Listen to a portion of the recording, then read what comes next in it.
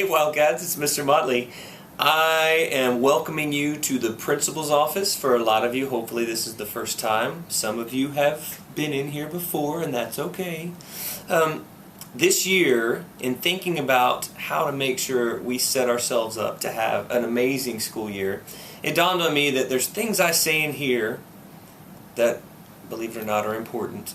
And then there's things that I say on the announcements every day that some of you hear and I think it makes some impact on, but maybe it's just the words Mr. Motley says right before I get to go home. So I wanted to explain to you guys in this intimate setting kind of some of the things that go on here and why they go on here.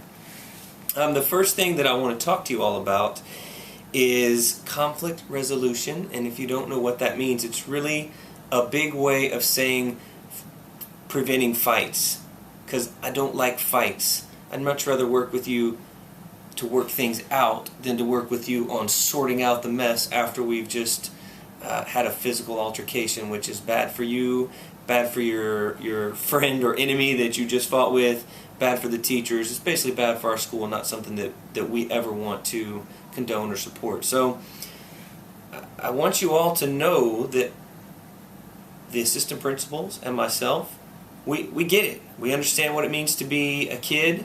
It's been a long time for us, but we still, we work with kids. We've been doing this a long time. So we do understand what it means to be a kid and that sometimes things come up. Whenever I get kids in here after an altercation or in dealing with the situation, a lot of times I hear that, oh, I'm not going to come say anything. I don't want to be a snitch. So I get it. I don't want you to be a snitch either, but at the same time, I can't help you unless I know what's going on. So whenever I get kids in here and I ask them to come talk to me, really I'm asking them to trust me that I can be there and I can help them out without putting them in a situation that's worse than the one they started. Now, how do you come tell me something without it getting out that you told? Well, here's what I tell kids all the time. I say, come talk to me, and then I'll find a way to put you and this other person together in a room where there's 4 walls here and not 200 kids crowding around. So how do you do that? You come tell me what's going on, and then whenever I call y'all in, I can say things like, hey, the camera saw something funny, and Officer Simon was reviewing them, and I just wanted to talk to you about what we saw. Or a teacher overheard something while they were doing lunch duty and it kind of just made them curious about something that's going on between the two of you. Why don't y'all tell me what's going on between the two of you? Or hey, some kids said that y'all were talking and it was getting kind of heated and they really were worried about y'all and they wanted us to kind of get involved and see. So y'all tell me what's going on. It doesn't put one on the other, snitching the other one out. Once y'all get in here and the pressure is off from all the other schools saying, ooh, they're going to fight, ooh, they're going to fight, then it's amazing what we can get out and air out and kind of fix before we move forward. A lot of times I refer to a physical altercation or conflict going on between kids as a fire waiting to start, right? It's just a spark. And all the other kids in the school, I mean, they're normal. They're just like me when I was a kid. Once I see a spark, I'm looking for a can of gas to throw on that spark because I want some entertainment. Maybe today was boring and maybe it's been a long time since we had a holiday and I need to see some entertainment. So I'm going to throw a can of gas on that spark because I want to be entertained. But now that makes you a puppet for everybody else. And I don't want puppets at Howell Middle School. I want leaders. I want kids to take initiative in things and make sure that they set themselves straight. So don't be a puppet. Don't be somebody else's forest fire. If you have a spark, you come let us know about it so that we can help you put that out, take away all the pressure and all the stress you might have from some conflict going on, and move forward in your day successfully, safely, because it makes for a much more happy evening if you don't have to explain to your parents how come you got into a fist fight in the cafeteria. So something else that I get from students and a lot of parents after a fight is, oh, that was just self-defense. My kid was just defending themselves. This person's been coming at them.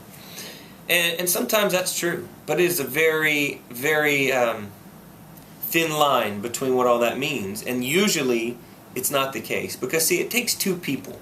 It doesn't take 1. It takes 2 people for an altercation to get to that level. Like I talked about earlier with that spark, a lot of times because of the pressure from all the other kids coming on, then you feel that peer pressure to add to the spark yourself. So when it comes to self-defense, or when it comes to not getting in trouble for a fight, and I need to be very clear, the only thing you can do is use enough force to get away from the situation. The only thing you should do is say, I don't want to fight you, turn around and walk away and come tell an adult. Now I understand that gets pretty sticky, but you need to make sure that you say, I don't want to fight you, and walk away. Because that's what's going to prevent you from getting into trouble. I get, maybe you're not going to go tell an adult right away, but you need to find a way to ask the teacher, go to the bathroom, use a punch in your Pride Pass card, find a way to get word to us so that we can intervene and help. But you can't ever step toe-to-toe and start jawing and start talking back and forth to somebody and then later say, oh, they came at me, it was self-defense. Because that's not the case. Once you stand up, once you go chest to chest, once you're talking and once you're saying things back, once something erupts into a physical altercation, both parties are going to be in trouble. And we take a hard stance on fights here at Howell. You're definitely going to be in ISS 5 to 10 days, and you very well might be taking a trip to Mitchell. We don't ever want that to happen. Once again, if something's going on, come let us know. Come tell us beforehand. If something gets to the point that you can't avoid the physical altercation happening right then, you need to say, I don't want to fight you, and try to get away from the situation. Only way you're not going to get in trouble once it comes to physicalness is if you're only using enough force to get away from the situation. That's the only thing you can do. None of this, if they hit me first, I have the right to hit back. That is false. It's wrong. It will never get you out of trouble. Only get you into trouble.